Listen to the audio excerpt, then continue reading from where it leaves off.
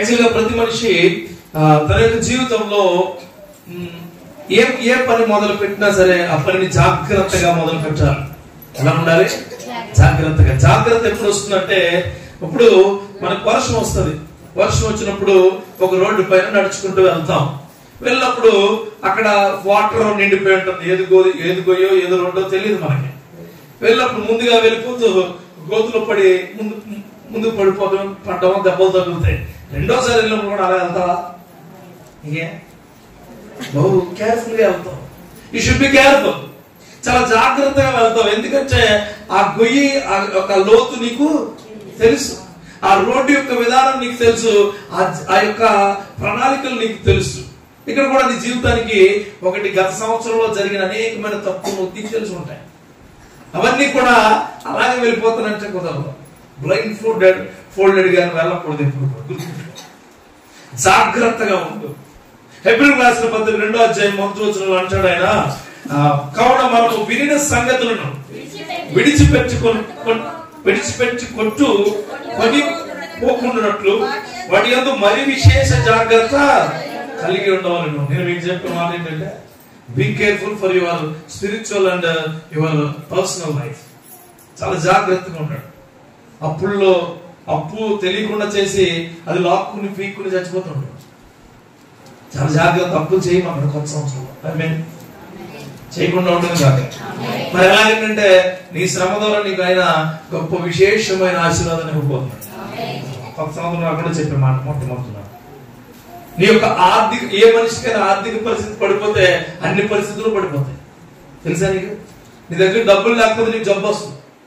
నీ దగ్గర డబ్బులు లేకపోతే ఆత్మీయ బంధాలన్నీ పోతాయి. నీ దగ్గర డబ్బులు లేవనుకో చర్చికి రావు. నీ దగ్గర డబ్బులు లేవనుకో ప్రార్థన మానేస్తావు. డబ్బులు లేవు అన్న పరిస్థితులు వస్తే నీ బట్టలు బాగుండవు, నీ కుటుంబం బాగుండదు, నువ్వు తినే తిండి బాగుండదు. బహు జాగ్రత్త పడాలి నువ్వు అన్ని విషయాలు. మొట్టమొదటిగా డబ్బు విషయంలో నువ్వు జాగ్రత్తగా ఉండవు గాక. రెండవది నీ సంబంధాలు నీ జాగ్రత్తగా చూసుకో. నీ భార్య భర్తల విషయంలో ఎదుటి వ్యక్తి వేరెత్తి చూపించే విధంగా నువ్వు మసులుకోకుండా ఉండవు గాక. వేరే వాడు నీకు సలహా ఇవ్వాల్సిన అవసరత నీకు ఉండకూడదు. నీకు సలహా ఇచ్చే అవసరం ఎవరికైనా వచ్చిందంటే నువ్వు ఆ మురికి గుంట కలిగిన రోడ్లో నడుస్తూ ఉన్నావు అనమాట. ఆ యొక్క సలహాలు ఇస్తే తీసుకోండి, కానీ మీ బంధం సలహాలు ఇచ్చే స్థితిలో ఉండకుండా ఉండను గాక.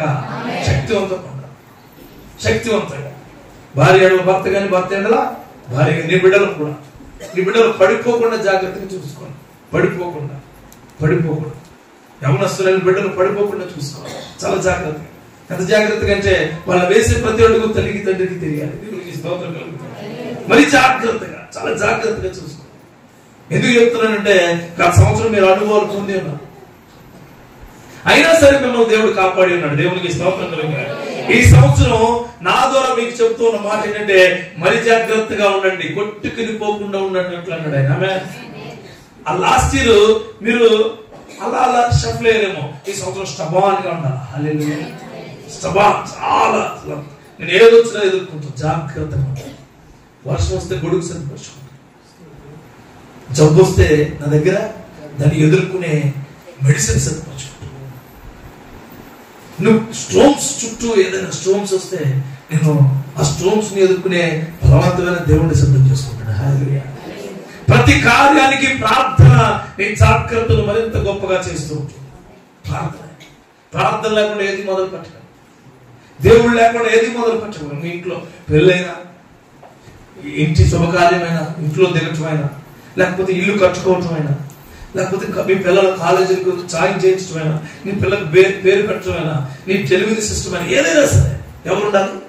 దేవుడు ఖచ్చితంగా. ఇది హెచ్చరిక అనుకోండి, ఆశీర్వాదం అనుకోండి, గుర్తులు అనుకోండి. చూడండి, మనం వెళ్తూ ఉంటే చాలా చోట్ల బోర్డులు పెడుతూ ఉంటాం. ఏమని? జాగ్రత్తగా. ఇది ప్రమాదకరమైన మలుపు. జాగ్రత్తగా. నీకు తెలియదా ప్రమాదకరమైన మలుపు? నీకు తెలుసు? తెలియదు. సైట్గా ఉంటే ప్రమాదకరమైన మలుపు ఉండదు. అక్కడికి వచ్చేనే మన జీవితం అక్కడ అయిపోయినప్పుడు దేవుడు వాళ్ళని చెప్తూ ఉంటాడు. ఏమని? జాగ్రత్త. Be careful for your life, for your spiritual life, for your flesh's life. నీ శరీరాన్ని ఎవరికైనా తాకట్టు పెట్టి చూసుకో. బహు జాగ్రత్త. Be careful for your flesh. నీ శరీరం ఆయన ఆలమే ఉంది. నీ శరీరం నోటి ద్వారా కానీ, హృదయం ద్వారా కానీ, నీ చేతం ద్వారా కానీ, నీ కన్నుల ద్వారా కానీ అన్ని విధాలుగా బహు జాగ్రత్తగా ఉంది. ద్వితీయోపదేశ కాండంలో ఒక మాట ఉంటుంది, 4:9 చూడండి. ద్వితీయోపదేశ కాండంలో 4:9 చూస్తే, అయితే నీవు జాగ్రత్త పడుము, నీవు కన్నులారా చూచిన వాటిని మరుముకై ఉండినట్లు అవి నీ జీవిత కాలమంతా నీ హృదయంలో. మనస్సును దేని జాగ్రత్త పరచుకోవాలండి? మనస్సు. Your spiritual life is very very important for your personal life. నీ మనస్సు చాలా మోసకరం. ఏమండి? చాలా మోసకరం. అక్కడికి వెళ్ళమంటది, ఎక్కడికి వెళ్ళమంటది. మేము వస్తుంటే మీరు స్టూడెంట్ అంట, చచ్చినారంటే లేదు నాకు పని ఉందా అంటే అక్కడ మనసు ఎక్కడ ఉందే? వస్తున్నప్పుడు మాట్లాడుకో. ఈ రోజు బిర్యానీ సెంటర్లో ఎన్ని ఉంటాయంటే అని ఉంటాయి. ఈ రోజు బిర్యానీ ఏర్పడితే తెచ్చుకు తిని వెనకపోతారు. బహు జాగ్రత్తగా ఉండాలి ఆరోగ్యం. రేపు చాలా మంది కడుపు ఆరతారు, చాలా మంది హాస్పిటల్కి వెళ్తారు. రేపు తెలుసా అనేక మంది కిమ్స్ హాస్పిటల్ ఎమర్జెన్సీలో బెడ్లు నిండిపోతారు. కాళ్ళు ఇరిగిపోతాయి, చేతులు ఇరిగిపోతాయి, కొంతమంది ప్రాణాలు పోతాయి. ఈ రాత్రికాలము వాళ్ళ జీవితాన్ని దేవుడు బహు జాగ్రత్తగా కాపాడు. మీకు తెలుసా వాటిలో చాలా మంది దేవుడు నమ్ముకుని బెడ్లు యొక్క బెడ్లు. నీ బిడ్డలు కాచుకేయని పంపించు దేవుడు సంగతి. నీ బిడ్డ బయటికి వెళ్ళిపోతే బయటికి వెళ్ళి ఫోన్ చేసి రమ్మని చెప్పు, ప్రమాదకరమైన హెచ్చరిక చెప్పు. వచ్చి ఎక్కడికి వెళ్ళాలి, చచ్చుకొచ్చి రేపు పొద్దుటే, రేపు మార్నింగ్ నీ ఫ్రెండ్స్ మన ఇంటికి వెళ్ళి నేను అన్నం వండి పెడతా, నేను బిర్యానీ వండి పెడతా, మన ఇంట్లో చేసుకో, మన ఇంట్లో కేక్ కట్ చేసుకో. ఇది నేను ఈ మాట నీకు చెప్తున్నంటే బహు జాగ్రత్తగా ఉండండి. ఇక్కడ మాట ఉంటుంది ఏమంటే మరొకటినట్లు అవి నీ జీవిత కాలమంతా గుర్తుపెట్టుకోండి. నేను చెప్పే మాట నీ జీవిత కాలం అంతా, నీ బిడ్డకి ఏదైనా జరిగితే జీవిత కాలం అంతా బాధ. అన్న ఏం చేద్దా భయపడుతున్నా, భయపడట్లా. దేవుడు మిమ్మల్ని జాగ్రత్త పడింది. హల్లెలూయా. ప్రమాదకరమైన మలుపు ఉంది, జాగ్రత్తగా వెళ్ళండి అంటే వాడు భయపడుతున్నాడా? లేదు, వాడు బాధ్యతగా మనకు చెప్తున్నాడు. గవర్నమెంట్ బాధ్యతగా మనకు చెప్తుంది ఏమనంటే చాలా జాగ్రత్తగా వెళ్ళండి, హెల్మెట్ ధరించండి అని చెప్తున్నాడు. వాడు మనకి వాడు ఎవరన్నా మనకు ఆర్డర్ ఇస్తున్నాడా? లేదు. మన యొక్క మస్తిష్కాన్ని, మన యొక్క మెదడుని జాగ్రత్తగా కాపాడుకోండి. మాస్క్ వాడండి అని చెప్తున్నాం. ఎందుకు మాస్కులు అమ్ముకున్నాడు లాభం లేదు. నీకు ఎవరి వైరస్ నీకు వ్యాపించకుండా, ఒకవేళ నీకు వచ్చిన వైరస్ ఎవరికి జాగ్రత్త, బహు జాగ్రత్త. దీంట్లో ఇంకో మాట ఉంటుంది, నీ మనస్సును బహు జాగ్రత్తగా కాపాడుకును, నీ కుమారుల కుమారులకును వాటిని నేర్పుము. హల్లెలూయా. చాలు. నీ కుమారులకును ది లెగసీ అంటే కేర్ఫుల్ గా ఉండే లెగసీ నీ బిడ్డలకు, నీ బిడ్డలకు చెప్పండి. దేవుడికి స్తోత్రం కలుగుతుంది. హల్లెలూయా.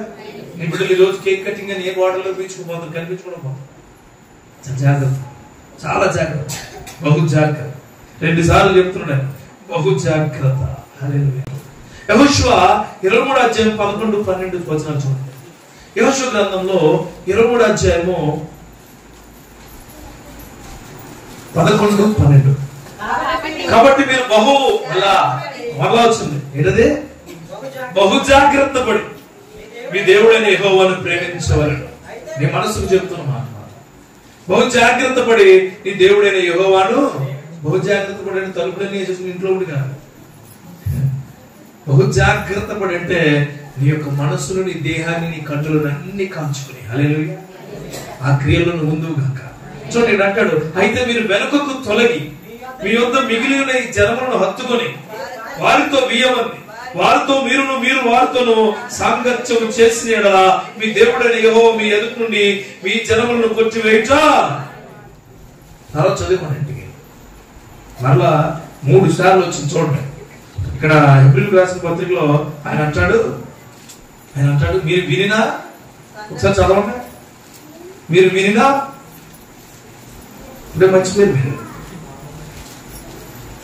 మీరు వినిన సంగతులను విడిచిపెట్టి కొట్టుకొని పోకుండానట్లు వాటి యందు మరి విశేష జాగ్రత్త కలిగి ఉండవలను.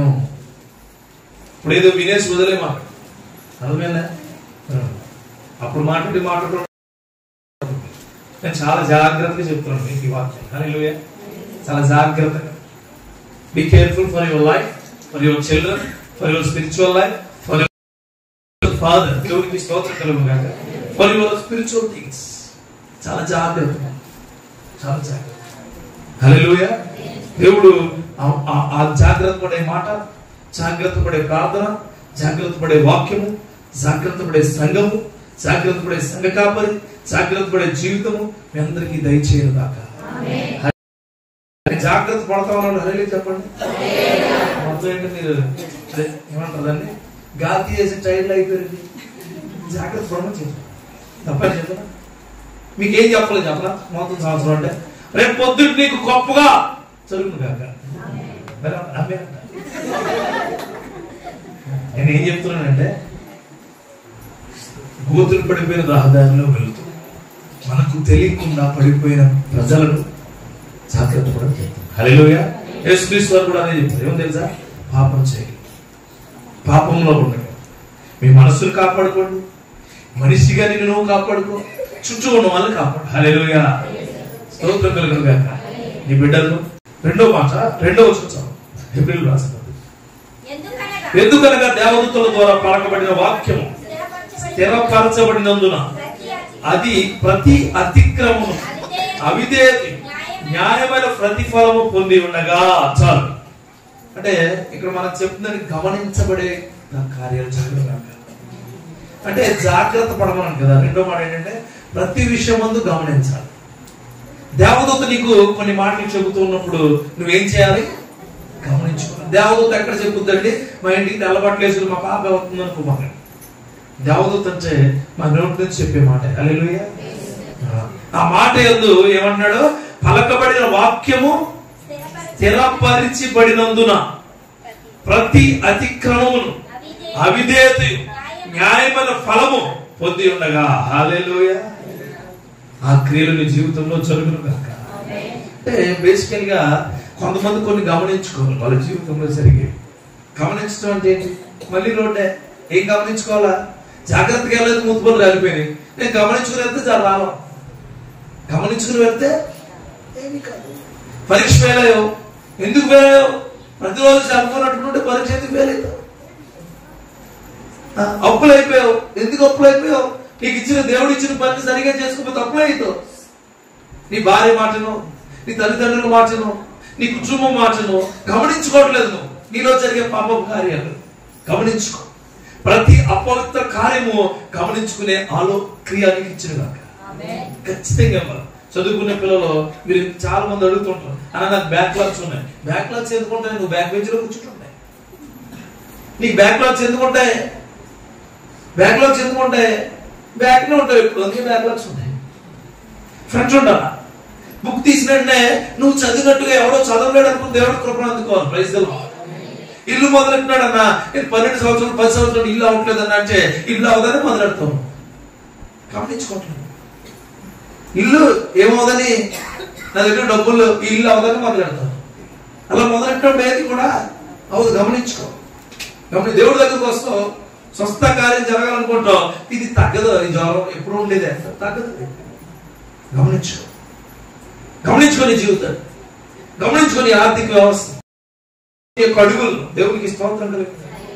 ఈ లాస్ట్ ఇయర్ అంతా నీ జీవితంలో నీకు అనుగుణంగా లేని వ్యక్తులు నేను చాలా ఇబ్బందులు పెట్టుండొచ్చు. గమనించుకో. నీకు ఇష్టం లేని వ్యక్తులు వదిలే, నేను ఇబ్బంది పెట్టే వదలు వదిలే, నేను ఇబ్బంది పెట్టే కుటుంబాన్ని వదిలేసి మన కోసం ప్రార్థించు. దేవునికి స్తోత్రం కలుగుతాను. గమనించుకో. గమనించుకో. నీ భర్త ఎక్కడ పడిపోయి నీకు తెలుసు. ప్రతి భార్యకు తన భర్త యొక్క లోటుపాట్లు తెలుస్తుంది. ప్రతి భర్తకు తన భార్య యొక్క లోటుపాట్లు తెలుస్తుంది. గమనించుకో. You have to find out myself also. నేను నా జీవితంలో చాలా గమనించుకునే ముందుకు వెళ్తాను. నా భార్య దగ్గర, నా తల్లిదండ్రుల దగ్గర, నా అత్తమామల దగ్గర, అందరి దగ్గర గమనించుకుని వెళ్ళాను. కాబట్టి నా జీవితం కట్టబడుతుంది. హల్లెలూయా. నేను ఏదో ప్రసంగికుడిని, నేను టాప్ మోస్ట్ ఉంటాను, నాకు రావేంటి? నాకు కూడా సో మెనీ థింగ్స్. నా జీవితంలో నేను చాలా క్రియలు గమనించుకుంటూ వెళ్ళాను. ఆవిడ ఏమంటుందో తెలుసా? నేను ఎందాక విన్నాను. నువ్వు విన్నా గమనించుకొని మనుషులు వెళ్ళంటావు. నీ శత్రువును కూడా మిత్రులుగా చేయగలిగే దేవుడు మనకు ఉన్నాడు. గుర్తుపెట్టుకో. శత్రువుడు నిన్ను ఇబ్బందికరంగా అణిచేద్దామనుకున్న శత్రువులు నీకు తోడుగా ఉంటే వాళ్ళని దూరంగా వెళ్ళి ప్రార్థించు. హల్లెలూయా. యేసుక్రీస్తు వారు తనకు చుట్టూ ఉన్న పరిస్థితులు బాగాలేదని కొండపైకి వెళ్ళి ప్రార్థించారు. గమనించుకున్నాడు ఆయన. ఏమని? ఇక్కడుంటే డిస్టర్బెన్స్, ఇక్కడుంటే వీళ్ళు నన్ను ఇబ్బందులు పడుతున్నారు, ఇక్కడుంటే నేను దేవుడితో స్థిరంగా ఉండలేకపోతున్నాను, ఇక్కడుంటే దేవుడి యొక్క క్రియల్లో నేను ఉండలేకపోతున్నానని ఆయన పైకి వెళ్ళిపోయి ప్రార్థించేవాడు తండ్రికి. హల్లెలూయా. ఆ క్రియలు మీలో మొలిచిన కాక గమనించుకోండి. స్టూడెంట్స్ గమనించుకో. యూత్, ప్రత్యేకించి యూత్ ఎక్కడ పడిపోయారు గమనించుకో. నీ జీవితం ఎక్కడ పడిపో, ఎలా పడిపో, ఏ విధంగా పడిపో, ఏ యొక్క పాపం ద్వారా పడిపో, ఏ మనుషుల ద్వారా పడిపోతున్నావు, ఏ మనుషులు నిన్ను ప్రేరేపిస్తున్నారు, ఏ మనుషుల యొక్క క్రియలో నువ్వు దాసురమైపోయి వెళ్తున్నావు గమనించుకో. Please find out yourself. నేను చెప్పకుండా నీకు తెలిసి అన్ని కూడా ఎందుకు చెప్తున్నానంటే దేవుడు ప్రేరేపణించగా చెప్తున్నాను. హల్లెలూయా. మీరు నాకు ఫస్ట్ జాగ్రత్త పడండి.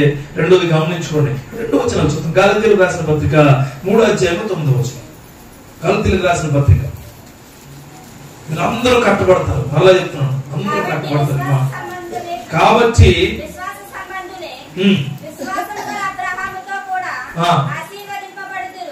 విశ్వాస సంబంధులే ఎవరితో ఆశీర్వదించబడతారట? అది. హల్లెలూయా. ఆ విశ్వాస సంబంధమైన మనుషులుగా మిమ్మల్ని దేవుడు దయచేయడు. గమనించుకోవాలి. మనం ఎవరితో ఉన్నాం? దేవుడితో ఉన్నాం. మనం ఎవరితో పాటు ఆశీర్వదించబడతాడంటే దేవుడు. అబ్రహాం ఆశీర్వాదాలు ఎలా ఉంటాయండి? ఎంత గొప్ప ఉండే. అబ్రహాం ప్రతి క్షణం అన్ని గమనించుకున్నాడు. ఇక్కడ నుంచి ఎందుకు వెళ్ళిపోమన్నాడో గమనించాడు, ఎందుకు వెళ్ళి ఎందుకు కష్టాలు వచ్చి గమనించాడు, తను చేసిన తప్పులు గమనించుకున్నాడు, తను వాడిన అబద్ధాలను గమనించుకున్నాడు, తన బిడ్డకు ఏ విధంగా తన బిడ్డను కాపాడుకోవాలో గమనించుకున్నాడు. హల్లెలూయా. గమనించుకోరు నీ జీవితాన్ని, గమనించుకో. మళ్ళా చెప్తున్నాను, మీ యొక్క జీవితాల్లో గమనించుకునే కొద్దు మీ గమనం సిద్ధపరుస్తారు. హల్లెలూయా. నీ గమనం మారిపో. అందుకే నీతో ఇబ్బందికరమైన మనుషులే విడిచిపెట్టి ఎందుకు పట్టుకునే ఆడతావు? విడిచిపెట్టి. దేవుడు నాడు గొప్ప నింటారు. దేవుడు కంటే గొప్పవాడు ఏం కాదు. గమనించు. నేను ఇబ్బందులు పెడుతూ ఉంటాను. విడిచిపెట్టి. ఎందుకు అన్నాడు? చూడండి, బబుల్గం ఉంటుంది. బబుల్గం తెలుసా మీకు? బబుల్గం నోట్లో వేసుకున్నప్పుడు చేయి కూడా అంటుకోదు. అంటుకుంటుందా? అంటుకోదు. మీరు కావాలి ట్రై చేయండి. బబుల్గం చేతిలో తీసుకుని ట్రై చేయండి. అంటుకోదు. నవ్వులి నవ్వులి నవ్వులి నవ్వులి ఒకసారి చేతి కంటించుకుంటూ చెప్పు పట్టుకుంటూ కాలు పట్టుకుంటూ అది వదిలించుకున్నప్పుడు వదిలించుకోలేదు. ఎక్కడ వదిలించుకోవాలి? ఎప్పుడో పడగలేదు. నువ్వేం చేస్తున్నావు? ఒకసారి ఆ బొబ్బులుగా వండించుకుని వస్తే సాయంత్రం పీక్కుంటావు. ఇంకా దరిద్రం తలంగారు అనుకుంటే అసలు మీరు అలాంటి బొబ్బులుగాలన్నీ హృదయం ఖండించేసుకుంటారు. వదిలిపెట్టేసుకోండి వాక్యం ద్వారా. దేవునికి స్తోత్రం. వాక్యం ద్వారా మీ హృదయంలో మీరు గమనించుకుని అట్లాంటి అపవిత్రమైన కార్యాలు వదిలిపెట్టును గాక. శక్తివంతంగా అపొస్తలుల కార్యాల్లో ఇంకో మాట ఉంది. 7వ అధ్యాయము 52వ వచనం, 53 అనుకుంటా. అపొస్తలుల కార్యం.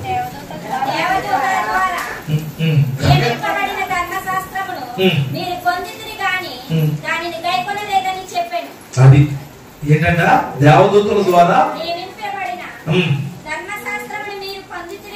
దాన్ని గమనించలేదని చెప్తున్నారు.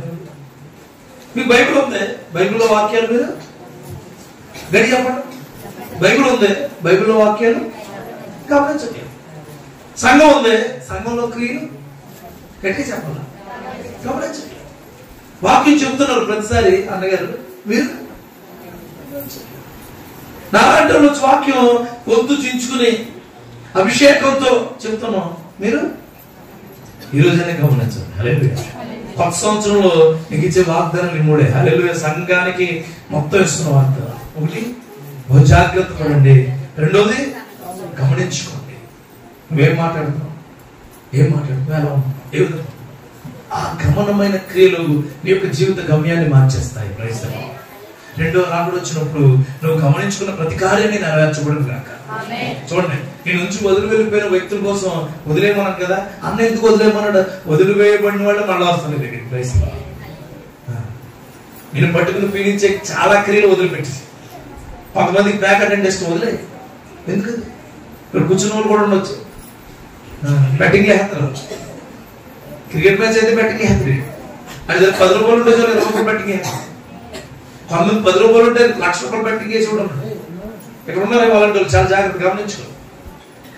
If you have to find out yourself for the జోదం, మందు, సిగరెట్, లేకపోతే ఇంకా మరే విషయాల్లో గమనించుకుని ఆడపిల్లలు కూడా నువ్వు ఎవరికి ఏ మెసేజ్ చేస్తున్నావో గమనించుకుని పెట్టు. గమనించుకో. నీకు అవతల వ్యక్తి నిన్ను ఎందుకు ప్రేమగా మాట్లాడుతున్నాడు కూడా గమనించుకోను. అది అభ్యంతరంగా మాట్లాడుతున్నాడా, పవిత్రంగా మాట్లాడుతున్నాడు. ఒక వ్యక్తి యొక్క ఆలోచనలో అతను మాట్లాడే విషయాల్లో తెలుసా?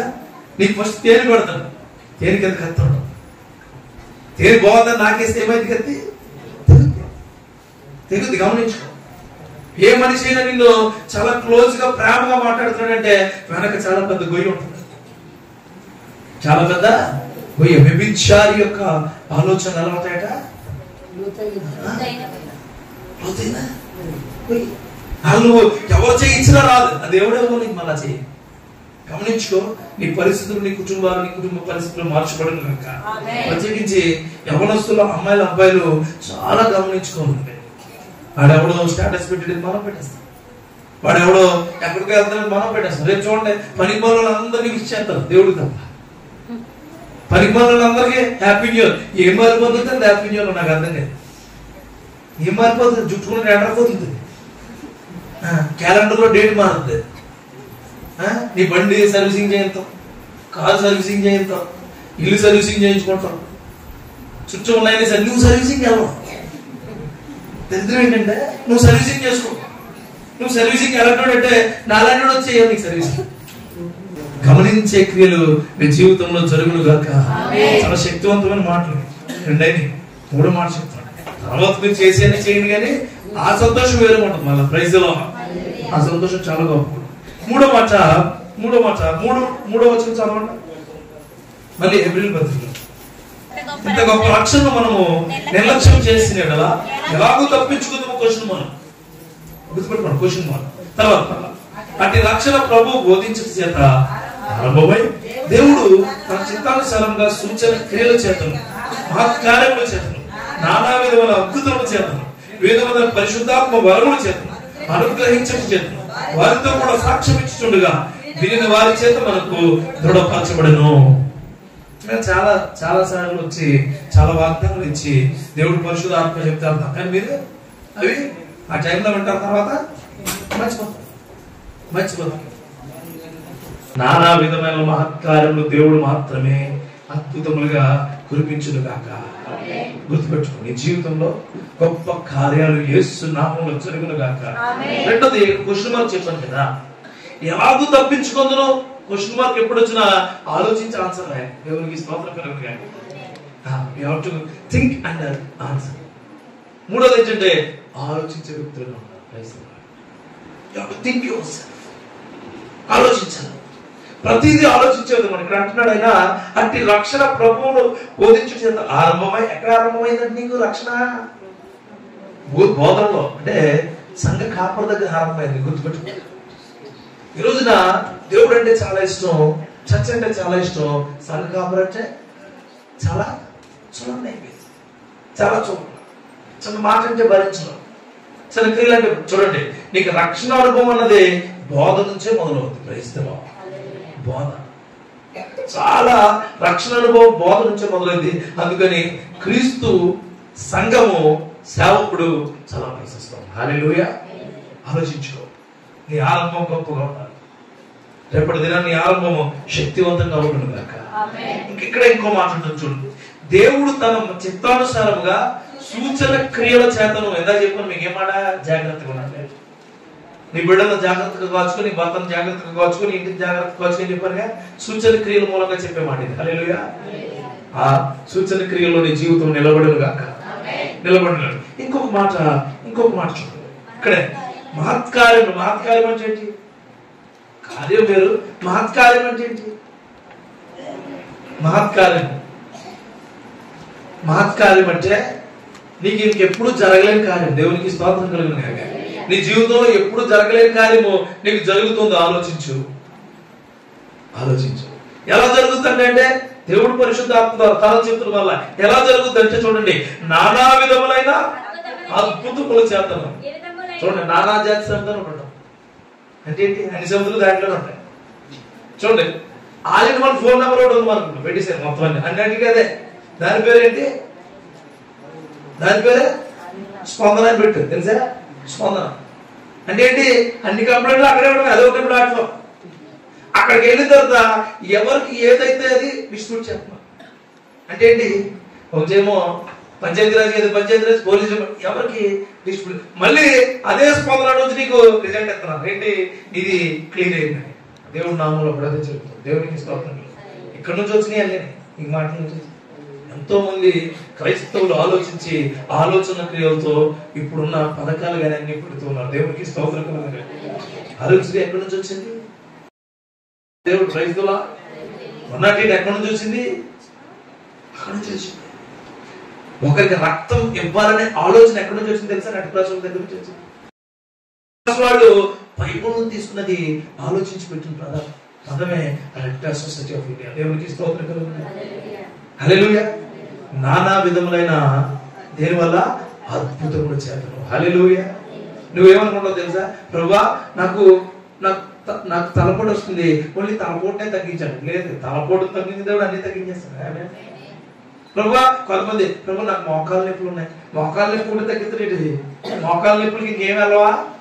బ్లడ్ వెళ్తుంది, గుజ్జు వెళ్తుంది, శక్తి ఉంటుంది, పైన ఫ్లెష్ ఉంటుంది, మళ్ళీ నీ ఆలోచనలు ఉంటాయి, అన్నట్లు సరి చేస్తాయి.